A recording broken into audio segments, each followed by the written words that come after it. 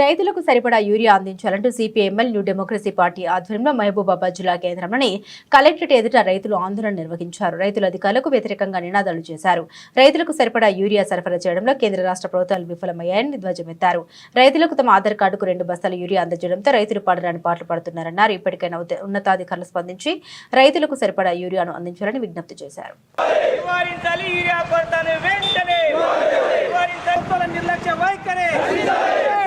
రైతాంగం పట్ల కేంద్ర రాష్ట్ర డెమోక్రసీ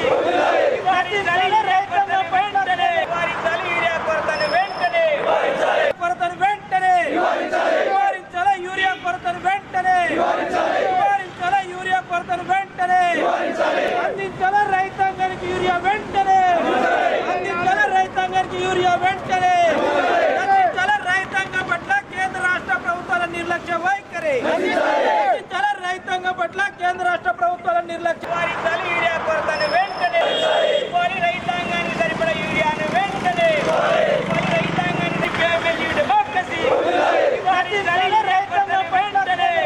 కొరతను వెంటనే యూరియా కొరతను వెంటనే యూరియా కొరతను వెంటనే ఈరోజు రైతులు అల్లల్లాడుతున్నటువంటి పరిస్థితులు.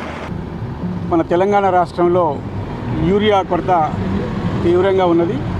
రైతులంతా యూరియా కోసం పంటలు నాట్లు పెట్టుకొని మొక్కజొన్న చేనులు వేసుకొని పత్తి పంటలు వేసుకొని వాటికి ఎరువుల కోసం ఇలా పడిగాపులు పడుతున్నటువంటి పరిస్థితి ఉన్నది. రాష్ట్రంలో ప్రధానంగా యూరియా కొరత అనేది మనకు కొట్టొచ్చినట్టు కనబడుతుంది. కేంద్ర రాష్ట్ర ప్రభుత్వాలు దీని మీద ఒకరు నిందలు వేసుకొని ఆరోపణలు చేసుకొని పబ్బం గడుపుతున్నటువంటి స్థితి, ఇలా కాలయాపన చేస్తున్నటువంటి స్థితి రాష్ట్రంలో కొనసాగుతుంది. ఇప్పటికే మనకు 11,32,600 చిల్లర మెట్రిక్ టన్నుల యూరియా సరఫరా కావాల్సి ఉన్నది. మొదటి విడతగా కొంత తక్కువ చేసినా ఇప్పుడు పంట ఏపుగా పెరిగేటువంటి దశలో రెండవ రౌండ్ వేయటానికి యూరియా కొరత అనేది బాగా ఉన్నది. అదే కాకుండా మొక్కజొన్న పంటకు కూడా యూరియా వేయాలి. అదే కాకుండా పత్తి పంటకు యూరియా వేయాలి. దీనివల్ల ఎక్కువ డిమాండ్ కావాల్సినటువంటి పరిస్థితి ఈ సీజన్లో వస్తుంది. దాన్ని పరిగణలోకి తీసుకోకుండా ఒక అంచనా లేకుండా, అంచనా ఉన్నా కావాలని కృత్రిమమైనటువంటి కొరతను కేంద్ర ప్రభుత్వం సృష్టిస్తుంది.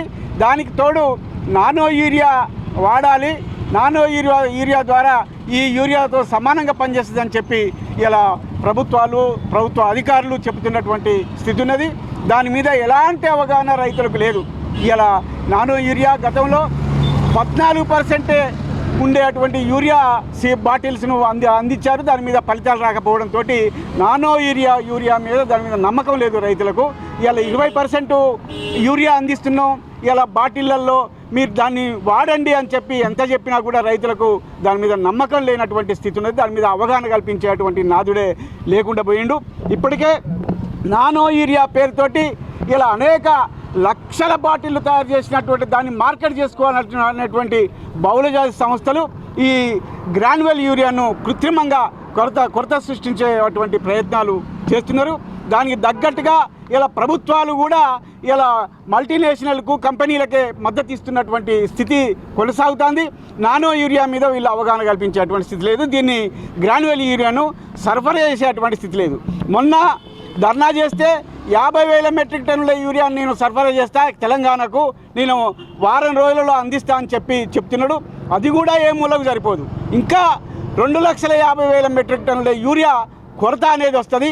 ఇప్పుడు ఆ పొట్ట దశకు వచ్చిన తర్వాత యూరియా వేయాల్సినటువంటి అవసరం ఉంటుంది. ఇంకా 4 రోజులు అయితే వరి పంట పొట్ట దశకు వస్తుంది, దానికి యూరియా అవసరం. అదేవిధంగా మొక్కజొన్నకు పత్తిలకు కూడా యూరియా ఎక్కువ % అవసరం ఉన్నది. కాబట్టి వెంటనే కేంద్ర రాష్ట్ర ప్రభుత్వాలు రైతుల బతుకులతో ఆడుకోవద్దు, రైతుల వ్యవసాయంతో ఆడుకోవద్దు. మనది వ్యవసాయక దేశం. వ్యవసాయం మీద ఆధారపడి జీవిస్తున్నటువంటి ప్రజలు ఎక్కువ మంది ఉన్నారు. వ్యవసాయం మొత్తం అడిగంటిపోతే, పంట రాకపోతే రైతులంతా దివాలా తీసేటువంటి పరిస్థితి ఏర్పడుతుంది. అందుకోసం దాన్ని గమనించి ఇప్పటికైనా గ్రాన్యువల్ యూరియాను వాళ్ళు కోరుకున్నట్టుగా, రైతులు కోరుతున్నట్టుగా గ్రాన్యువల్ యూరియాను ఇలా సరఫరా చేయాలి. కొరత లేకుండా చూడాలి. బ్లాక్ మార్కెట్ని అరికట్టాలి. ఇలా మీనమేషాలు లెక్క పెట్టొద్దని చెప్పి సిపిఎంఎల్ న్యూ డెమోక్రసీ పార్టీ తరఫున మేము డిమాండ్ చేస్తాం.